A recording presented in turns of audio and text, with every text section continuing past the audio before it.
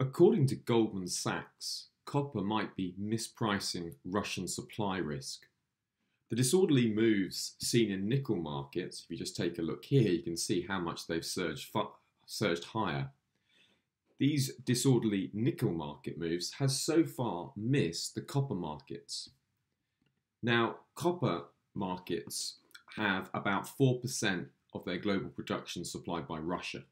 So the thinking is that most of Russia's copper goes to China, and China's simply going to replace Russia's supply from Western markets.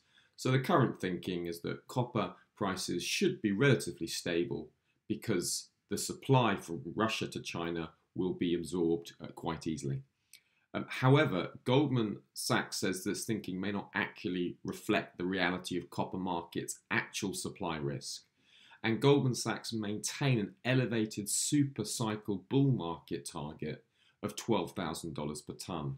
Now you can just see here there's a very interesting short-term seasonal pattern here in copper.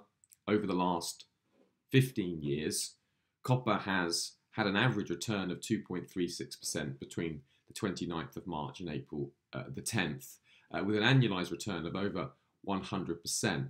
So does this mean that copper could be worth buying if Russian supply risk really has been mispriced, if Goldman Sachs analysis is correct?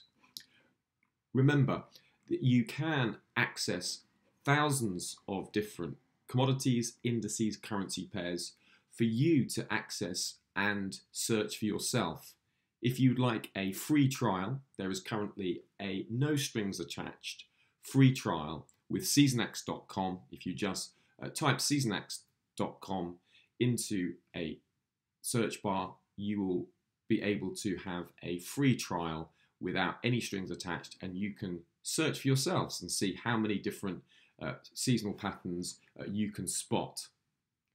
The key risk to this outlook is that if Russian-Ukraine crisis fades, then commodity markets may sell off on hopes of supply levels returning to pre-crisis levels, and that would invalidate this outlook.